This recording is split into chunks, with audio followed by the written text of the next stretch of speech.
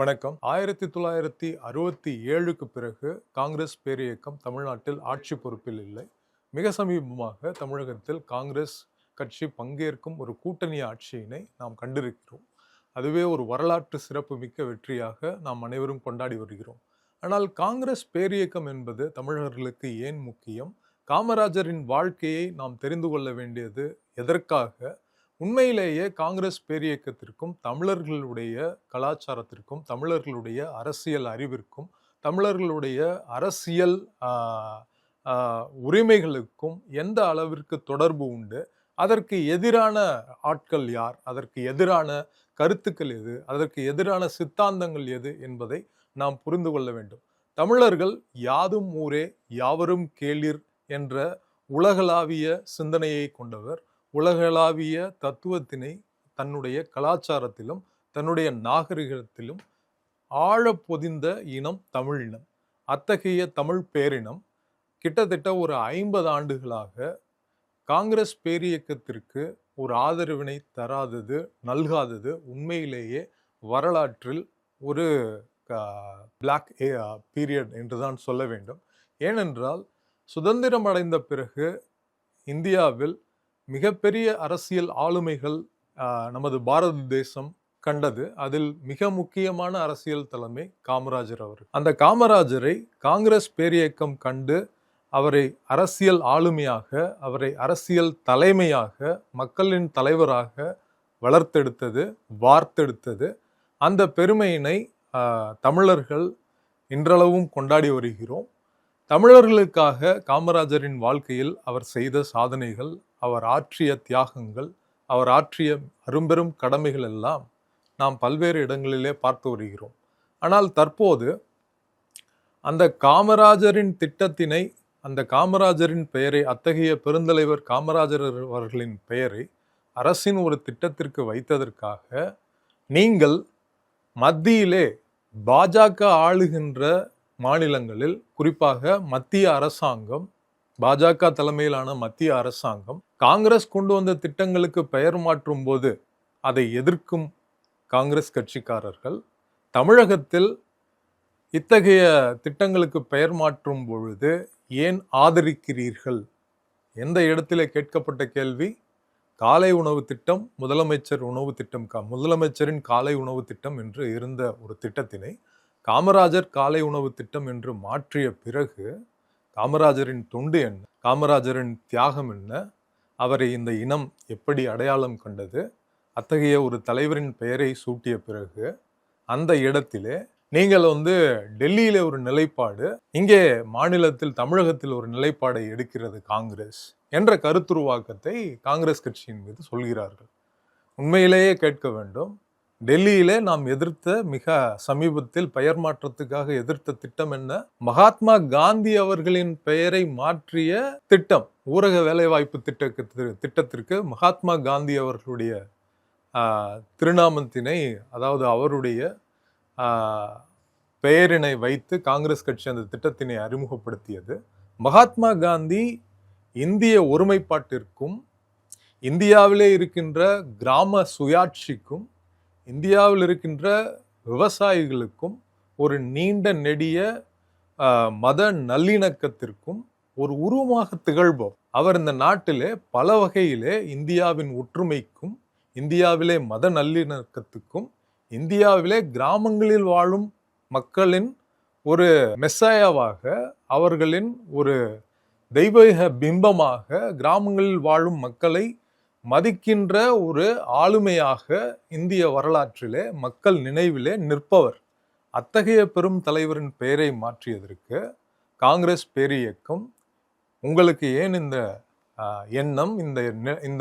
இந்த திட்டத்தினை, இந்த திட்டத்திலே இருக்கின்ற நம்முடைய தேசத்தந்தை மகாத்மா காந்தி அவர்களின் பெயரை மாற்றுவதனால் என்ன சொல்ல வருகிறீர்கள் என்று கேட்டார்கள். அதுபோக அந்த திட்டத்திலே மாநில அரசுகளுக்கான நிதிச்சுமையினை அதிகரித்து 100 நாள் வேலை திட்டம் என்பது 150 நாளாக உயர்த்தப்படும் என்று தமிழகத்தில் சில அரசியல் தலைவர்கள் சொன்னார்கள். 125 நாட்களாக நாங்கள் உயர்த்தி விட்டோம் என்று பாஜக சொன்னது. அந்த திட்டத்தை கொண்டு வந்தது காங்கிரஸ் பேரியக்கம். அது மகாத்மா காந்தியின் பெயரில் கொண்டு வரப்பட்டது. ஆனால் அந்த திட்டத்திற்கு பெயரை மட்டும் மகாத்மா காந்தியின் பெயரை மட்டும் மாற்றியதோடு அல்லாமல் அந்த திட்டத்திலே மாநில அரசுகளின் நிதிச்சுமையை அதிகரித்து அந்த திட்டத்தினை செயல்படுத்த முடியாத அளவிலே அதை கொண்டு சென்றது பாரதிய ஜனதா கட்சி. இத்தகைய பாரதிய ஜனதா கட்சியோடு காங்கிரஸ் ஒரு ரகசிய உடன்படிக்கையில் இருக்கிறது என்று தமிழகத்திலே ஒருவர் பேசுகிறார். அதாவது News7 தமிழ் தொலைக்காட்சியில் திரு பாண்டியன் என்பவர் காங்கிரஸ் பேரியக்கமும் பிஜேபியும் ரகசிய உடன்படிக்கையில் இருக்கிறது என்கிறார். நம்முடைய காங்கிரஸ் கட்சியினுடைய செய்தி தொடர்பாளர் என்ன வகையான ரகசிய உடன்படிக்கை, யார் இருக்கிறார்கள் என்று கேட்டதற்கு, என்ன ஓட்டத்திலான உடன்படிக்கை அது, அதை நாங்கள் புரிந்து கொள்வோம் பல வகையில் என்று சொல்கிறார்கள். பிஜேபி எடுப்பது மதவாத தேசியவாதம். இந்தியாவை மத அடிப்படையிலான ஒரு நாடாக இந்த இந்திய மக்களின் எண்ணங்களில் இந்தியா என்பது இந்த மதத்தை சார்ந்த நாடு, இந்த மத தர்மத்தை சார்ந்த நாடு என்ற ஒரு குறுகிய கண்ணோட்டத்தினை உடைய ஒரு நாடாக இந்தியாவை உருவாக்க துடிப்பது பாரதிய ஜனதா கட்சி. இந்தியாவை அரசியலமைப்பு தேசியவாதமாக, அதாவது கான்ஸ்டிடியூஷனல் நேஷன் என்று சொல்வோம். இந்தியாவின் சுதந்திர வரலாறு நமக்கு தெரியும். ஆனால் இந்தியா என்பது அரசியலமைப்பு தத்துவத்தின் அடிப்படையில் எழுப்பப்பட்ட நாடு என்ற மிகப்பெரிய ஒரு தத்துவத்தினை தன்னகத்தே வைத்திருப்பது காங்கிரஸ் கட்சி.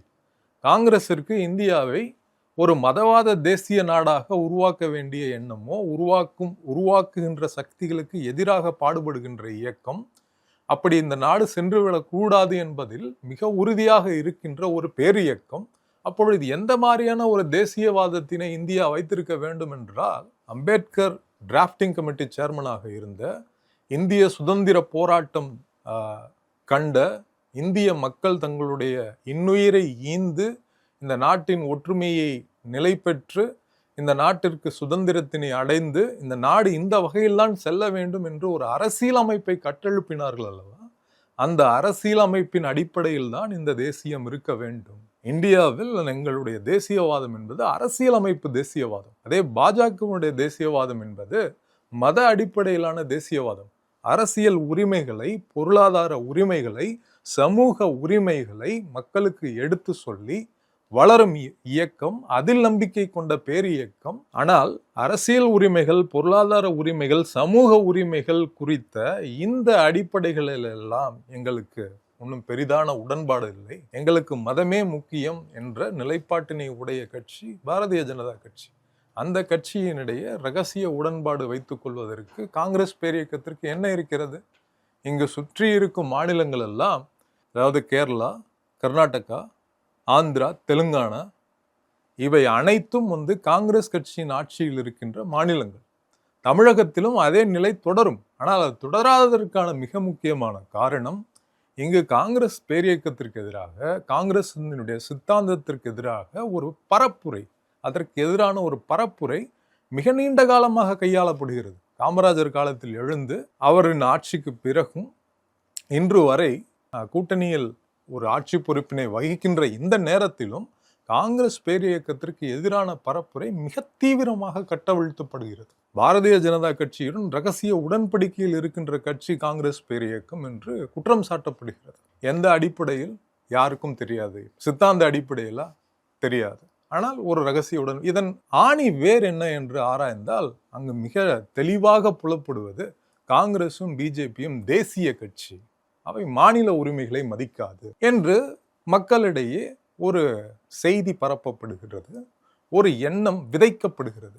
இந்த எண்ணம் உண்மையிலேயே தமிழர்களுக்கு நல்லதை கொண்டு வருமா? இந்த எண்ணம் உண்மையிலேயே தமிழர்களோட வளர்ச்சிக்கு உண்மையிலேயே இது உதவுமா என்றால் கண்டிப்பாக உதவாது.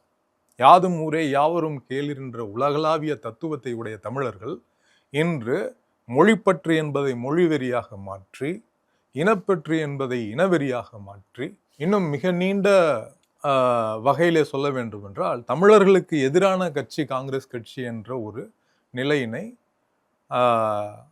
உருவாக்குகின்ற, கருத்துருவாக்கங்களை கையாளுகின்ற சக்திகள் தமிழ்நாட்டில் இருக்கிறார்கள். இவர்கள் காங்கிரஸ் பேரியக்கத்திற்கு எதிரானவர்கள் அல்ல, உண்மையிலேயே தமிழர்களுடைய நலனுக்கு எதிரானவர்கள் என்பதை நாம் மறந்துவிட வேண்டாம்.